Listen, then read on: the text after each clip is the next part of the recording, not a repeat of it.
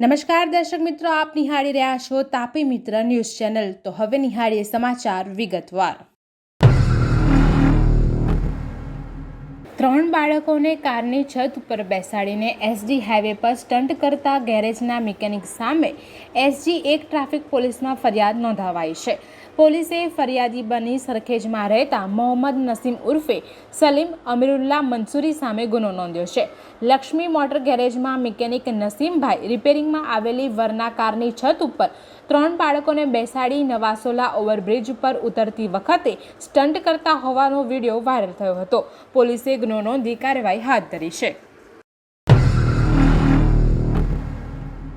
સાબરમતી નદી દૂષિત હોવા બાબતે મ્યુનિસિપલ કોર્પોરેશનના STP તથા ડ્રેનેજ પ્રોજેક્ટ DPના અધિકારીઓ દ્વારા કરવામાં આવેલ ભ્રષ્ટાચારને છુપાવવા વધુ એક ભ્રષ્ટાચારના આક્ષેપ મ્યુનિસિપલ કોંગ્રેસના વિરોધ પક્ષના નેતા શહેજાદ ખાન પઠાણ દ્વારા કરવામાં આવ્યા છે। હાઈકોર્ટના નામે સાબરમતી નદીને સ્વચ્છ રાખવાના નામે કરોડો રૂપિયાના તમામ કામોનું પૂરતું સુપરવિઝન તેમજ ઉચ્ચ અધિકારીઓ દ્વારા મોનિટરિંગ કરવા એક કમિટીની રચના કરવા મ્યુનિસિપલ કમિશનરને પત્ર લખી કોંગ્રેસ પક્ષે માંગણી કરી છે। અમદાવાદ મ્યુનિસિપલ કોર્પોરેશનના ઉત્તર પશ્ચિમ ઝોનના ગોતા વોર્ડમાં દ્વારકેશ એપાર્ટમેન્ટ પાસે વેજીટેબલ માર્કેટનું કેન્દ્રીય ગૃહમંત્રી અને સહકાર મંત્રી ગાંધીનગરના સાંસદ અમિત શાહના હસ્તે લોકાર્પણ કરવામાં આવશે, જેથી આજુબાજુના વિસ્તારના રહીશોને ફાયદો થશે। તેમજ ઘાટલોડિયા વિધાનસભામાં આવતી મ્યુનિસિપલ કોર્પોરેશન સંચાલિત સ્કૂલ બોર્ડ દ્વારા સ્માર્ટ સ્કૂલ ભાડજ પ્રાથમિક શાળા નંબર 1નું લોકાર્પણ કરવામાં આવશે। સ્માર્ટ સ્કૂલોમાં ખાસ કરીને વિવિધ આધુનિક શૈક્ષણિક સાધનો, વિજ્ઞાન અને ગણિતના working model, innovative wall painting અને ચાર્ટ, વિજ્ઞાન પ્રયોગશાળા થકી સ્માર્ટ શાળાના બાળકોના શિક્ષણમાં ભાર વિનાના ભણતરના શિક્ષણનો સુભગ સમન્વય સાધવાનો પ્રયાસ કરવામાં આવે છે। અમદાવાદ શહેરના પોશ વિસ્તાર ગણાતા બોપલમાં એક અનોખો કિસ્સો સામે આવ્યો હતો, જેમાં પુણેમાં બેઠા બેઠા સાહિલ નામનો શખ્સ યુવતીને વશીકરણ કરી ન્યૂડ વિડીયો ઉતારી બ્લેકમેલિંગ કર્યું હતું, તેમજ વિડીયો કોલ કરી સિગરેટ પીવડાવી ડામ દેવડાવ્યા હતા, તેમજ હાથ પર બ્લેડ મરાવતો હતો। આ શૈતાનને પકડવા માટે પોલીસની એક ટીમ પુણે પહોંચી હતી અને તેને ઝડપી લઈ અમદાવાદ લાવી છે। બોપલમાં રહેતી એક યુવતી પુણેના શૈતાનના વશમાં આવી ગઈ હોવાથી પરિવારના સભ્યો પરેશાન થઈ ગયા હતા। આથી પરિવારે સાહિલ વિરુદ્ધ બોપલ પોલીસ સ્ટેશનમાં ફરિયાદ નોંધાવી હતી। સાહિલ અહેમદે આ યુવતીના ફોટો અને વિડીયો પોતાની પાસે રાખી બ્લેકમેલ કરવાનું શરૂ કર્યું હતું। પુણેથી યુવક QR કોડ મોકલી પૈસા મંગાવી રહ્યો હતો। પોલીસ તપાસમાં સામે આવ્યું છે કે આરોપી 21 વર્ષનો છે, જે તાજ કોર્નર નામથી ફ્રૂટનો ધંધો કરે છે। આરોપી ઇન્સ્ટાગ્રામ, સ્નેપચેટ અને વોટ્સએપના માધ્યમથી યુવતી સાથે જોડાયેલો હતો અને પૈસા પડાવતો હતો, યુવતીને બ્લેકમેલ કરતો હતો। વડોદરા શહેરમાં 2 દિવસ અગાઉ કડાકા ભડાકા સાથે માત્ર 4 કલાકમાં પડેલા 5 ઇંચ જેટલા વરસાદને કારણે વિશ્વામિત્રી નદીની સપાટી 67 વધીને ભયજનક સપાટી તરફ પહોંચીને 24.75 ફૂટ થઈ હતી।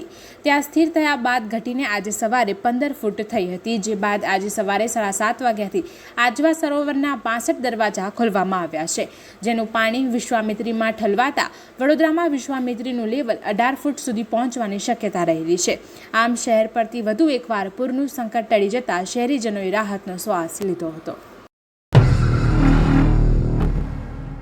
સુરત શહેરમાં માત્ર 10 મિનિટમાં જ વિદેશી દારૂની 46,203 બોટલનો નાશ કરાયો છે। સુરત શહેરના ઝોન 4 વિસ્તારમાં આવેલા 6 પોલીસ સ્ટેશનમાં જપ્ત કરાયેલા દારૂનો નાશ કરવામાં આવ્યો છે। પોલીસના ઉચ્ચ અધિકારીઓ અને મામલતદારની હાજરીમાં દારૂનો નાશ કરાયો હતો। સુરત શહેરમાં ગેરકાયદેસર રીતે વિદેશી દારૂની ખેપ મારનાર, વેચાણ કરનાર લોકો ઉપર કેસ કરીને દારૂ જપ્ત કરવામાં આવ્યો હતો। પોલીસે 85 લાખથી પણ વધુ કિંમતના દારૂના મુદ્દામાલનો નાશ કર્યો છે। ઝોન 4માં આવનાર 6 પોલીસ મથક પાંડેસરા, ઉમરા, વેસુ, ખટોદરા, અઠવા અને અલથાણામાં જપ્ત કરાયેલ દારૂની બોટલનો નાશ કરાયો છે। ઓલપાડ ખાતે ઊભા ડાંગરનો પાક કાપી ચોરી થઈ હતી, તેમજ ખેતરની વચ્ચેના ભાગેથી ડાંગરને કાપી ચોરી કરાઈ હોવાનું ખેડૂતે જણાવ્યું હતું। ડાંગરના પાક ચોરી થતાં ખેડૂતને નુકસાન થતાં ખેડૂતો દ્વારા પોલીસ મથકે અરજી કરાઈ હતી। સુરતમાં ઓલપાડમાંથી ઊભા ડાંગરનો પાક ચોરી થયો હતો। આ ખેતર ઓલપાડ કરંજ રોડ પર આવેલું છે। આ ખેતરમાં હાથીસા ગામના ખેડૂતે ડાંગરમાં પાક વાવણી કરી હતી. ખેતરની વચ્ચેના ભાગે કોઈ અજાણ્યા ચોર ઈસમ દ્વારા ડાંગરનો ઊભો પાક કાપી ચોરી કરી ફરાર થઈ ગયો હતો. ત્યારે ખેડૂત દ્વારા ડાંગરના પાકના ચોરી મામલે પોલીસ મથકે અરજી કરાઈ હતી. આ ડાંગરના પાકની ચોરી થતાં ખેડૂતને નુકસાન થયું છે. ખેડૂતને નુકસાન થતાં ખેડૂત દ્વારા પોલીસ મથકે અરજી કરાઈ હતી.